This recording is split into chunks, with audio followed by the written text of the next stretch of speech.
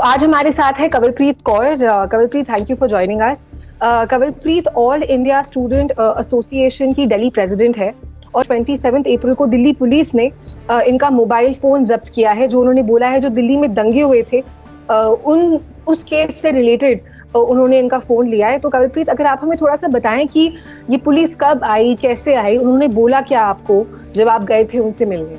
27 को मंडे को, इस सोमवार को दिल्ली पुलिस के लोग मेरे घर पे आए थे, स्पेशल ब्रांच के।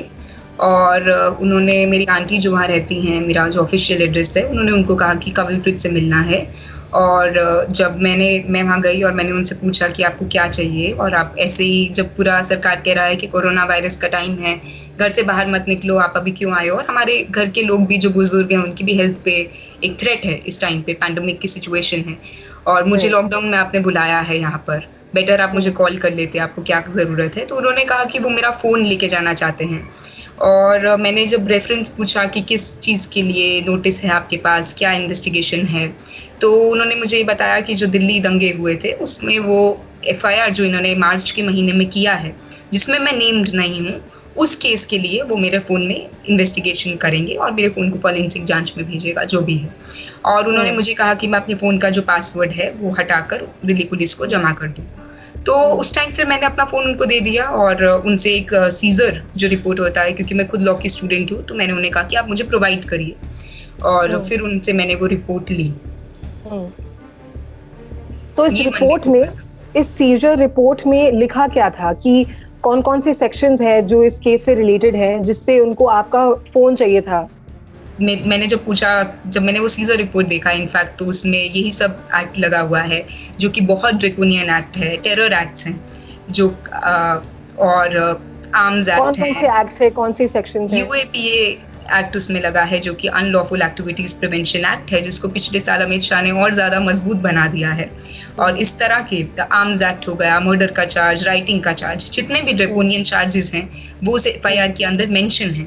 और ये एफआईआर हमारे खिलाफ तो नहीं है, उसमें हम नेम तो नहीं है, लेकिन उसी के ही रेफरेंस देके वो लोग इसमें इन्वेस्टिगेशन कर रहे हैं, जिसमें उन्होंने मुझे भी इन्वॉल्व किया है और मेरे फ़ोन को भी वो लोग लेके गए हैं। बट मैंने यही सोचा कि जब हमने कुछ किया नहीं है, जब स्टूडेंट्स ने कुछ किया नहीं है, और अगर वो सच में फॉरेंसिक जांच करना चाहते हैं, तो इट्स बेटर हम उनके साथ कोऑपरेट करें। और मैंने फ़ोन दिया क्योंकि हमारे पास ऐसा कुछ हाइड करने का भी नहीं है। लेकिन अब जब उन्होंने मुझसे मेरा पासवर्ड मांगा, तो ये एप्रीहेंशन ज़रूर है कि वो उसमें कुछ इम्प्लांट ना कर दे। तो उसके लिए तो खैर लीगल टीम, जो मेरे लॉयर हैं, वो लोग इसके लिए कोर्ट में शायद मूव करे, जैसा उनको ठीक लगे।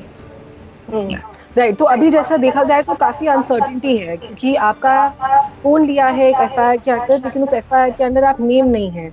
तो इस अनसर्टेनिटी में of course as a citizen of India you have a right to legal aid. तो ये लॉकडाउन का जो माहौल है, इसमें क्या आपको लीगल एड आसानी से मिल रहा है या नहीं मिल रहा है?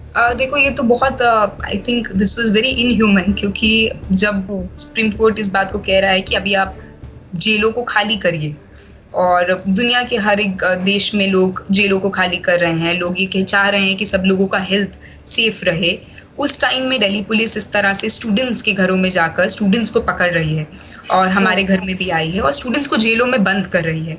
और साथ ही में हम लोगों के लिए, जो कॉमन लोग हैं इस देश के, उनके लिए लीगल हेल्प एक्सेस करना बहुत डिफिकल्ट है, क्योंकि हम फिजिकली कहीं भी जा नहीं सकते लॉकडाउन की सिचुएशन में। तो जो भी हो रहा है, हम लोग फ़ोन पे ही बात कर पा रहे हैं कि अब क्या करें, क्या करना चाहिए। और दिल्ली पुलिस जिस तरह से उसने मेरे घर पे आकर विजिट किया, रेड किया, वो चाहे तो मुझे फ़ोन भी कर सकता था, मुझे बता सकता था, या वो वेट कर सकता था, ऐसा भी नहीं है। उन्होंने इन्वेस्टिगेशन पहले नहीं किया, अभी जब लॉकडाउन का पूरा सिचुएशन है, इमरजेंसी सिचुएशन है, तो वो घर घर जाकर अब कह रहे हैं कि हम इन्वेस्टिगेट करना चाहते हैं। तो ऑफकोर्स हम लोगों के माइंड में बहुत सारे डाउट्स हैं, लेकिन और हम लोगों को कुछ भी हेल्प एक्सेस करना बहुत डिफ़िकल्ट है। और आई थिंक शायद वन रीज़न यही हो कि इसीलिए वो इस टाइम पे आ रहे हैं, ताकि हम लोग जो हैं कमज़ोर पड़ जाएं, हम लोगों को कोई सेफ गार्ड ना मिल पाए, हम अपने लॉयर्स को या लीगल हेल्प को एक्सेस ना कर पाएँ ईजिली। क्या आपको लगा था कवलप्रीत कि ऐसा होगा आपके साथ? क्या इसके पहले क्या पुलिस आपसे मिली थी? देखिए, लास्ट मंडे को, not this Monday, not on 27th, last Monday Delhi police के 6 लोग स्पेशल सेल के मेरे घर पे आए थे, और मैं वहाँ रह नहीं रही, तो उन्होंने यही कहा कि कवलप्रीत कहाँ है। जब घर वाले भी, क्योंकि सब नॉर्मल परिवार है, गवर्नमेंट जॉब करते हैं सब लोग, उन्होंने कहा कि आपको क्या काम है, आप उसका नंबर तो सबके पास है, उन्होंने मेरा नंबर उनको दिया कि आप इसको कांटेक्ट कर लो, और उनके पास ऑलरेडी मेरा नंबर था, बट उन्होंने मुझे कॉल नहीं किया। फिर उन्होंने मेरी मदर का नंबर भी दे दिया कि आप इसको कांटेक्ट करके पूछ लो, बट मुझे फोन नहीं आया, और 1 हफ्ते तक मुझे फोन नहीं आया। फोन आता तो मैं उनसे बात करती। फिर वो दोबारा, आपकी माँ को कोई फोन किया? मेरा फोन नहीं आया, और फिर वो दोबारा मेरे घर 1 हफ्ते बाद आए, और मैंने सोचा कि अब इट्स बेटर कि मैं खुद जाकर वो लोग जो चाहते हैं मैं उनसे बात करूं, क्योंकि ऐसा छुपाने का कोई बात नहीं है। तो वो लोग शायद चाह रहे थे कि वो एक सरप्राइज दें, घर पे आए, और शायद ये एक और हैरिस करने का एक टैक्टिक है, और उन्होंने उसी को ही अपनाया। उसके अलावा अभी तो काफी लोग, जो हम लोग न्यूज में खबर पढ़ रहे हैं, उसमें यही है कि बहुत सारे स्टूडेंट्स इस टाइम में अरेस्ट हो रहे हैं, और इसी एफआईआर के अंदर जामिया के 2 स्टूडेंट्स अरेस्ट हुए हैं। और मुझे मेरा जो फोन लेके गए हैं वो भी इसी के अंडर ही, इसी एफआईआर की इन्वेस्टिगेशन में ही लेके गए हैं। आपसे कि आपका इन्वॉल्वमेंट कितना था एंटी सीए प्रोटेस्ट में? क्योंकि जैसे आपने बोला कि ये एक लिंक बनाया जा रहा है एंटी सीए प्रोटेस्ट और दिल्ली के दंगों के साथ, और दिल्ली पुलिस ऐसे एविडेंस बना रही है अभी, तो आपका क्या, आप कितने इन्वॉल्व थे एंटी सीए प्रोटेस्ट में?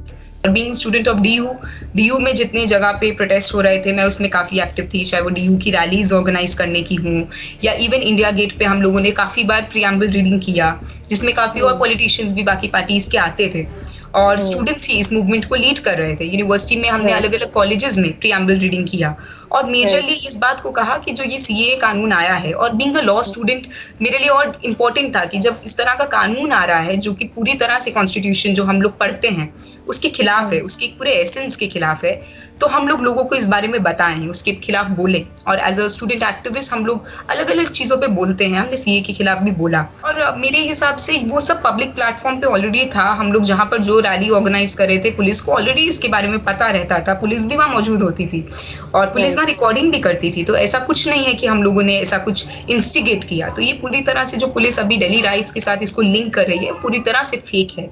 एक स्टूडेंट्स को लॉकडाउन में, जो स्टूडेंट्स अभी अपने घरों में हैं, जिन लोगों ने एक्टिवली मूवमेंट्स को लीड किया था, गवर्नमेंट से सवाल पूछे थे, उनसे उनको किस तरह से हैरेस करे, उनको किस तरह से डरा दे, ताकि शायद जब लॉकडाउन खुले तो जो हमारे देश का एक डेमोक्रेटिक मूवमेंट जो स्टूडेंट्स लीड कर रहे थे उसको, वो पूरी तरह खत्म हो जाए। तो जो भी इस देश में अभी थोड़ा सा भी मेरे हिसाब से सवाल पूछता है, या जो भी थिंकिंग है इंडिविजुअल, और जो स्टूडेंट एक थिंकिंग स्टूडेंट है, उसको सरकार टारगेट करना चाहती है, उसकी वॉइस को पूरी तरह से ख़त्म कर देना चाहती है इस समय के अंदर। और ये उसको एक कोरोना वायरस एक ऐसा शायद अपॉर्चुनिटी मिला है, जिसमें क्योंकि हम बाहर निकल नहीं सकते, तो वो सोच रहा है कि घरों में आकर इनको उठाकर ले जाए, इनको डरा दे। ये एक उसका एक अटेम्प्ट है। लेकिन हमारे पास कुछ छुपाने का नहीं है, तो हम डरेंगे भी नहीं। हम क्यों डरे, किस बात के लिए डरे? क्योंकि सीए प्रोटेस्ट के खिलाफ तो सबने बोला था, और इनफैक्ट इंटरनेशनल क्रिटिसिज्म भी गवर्नमेंट को काफी फेस करना पड़ रहा था। अभी भी गल्फ कंट्रीज काफी सारी गवर्नमेंट को बार बार बोल रही हैं कि आप अपने देश में जिस तरह की पॉलिसीज और लॉज ला रहे हैं, काफी डिस्क्रिमिनेटरी है। तो क्या ये देश के हर एक इंटेलेक्चुअल को और हर एक आदमी जो सरकार की नीति के खिलाफ बोल रहा है, क्या सच में सब कुछ एक टेरर एक्ट मतलब सब, are they all terrorist? Like this is the simple question, because you are coming after the students who have been asking question. तो यही बात है।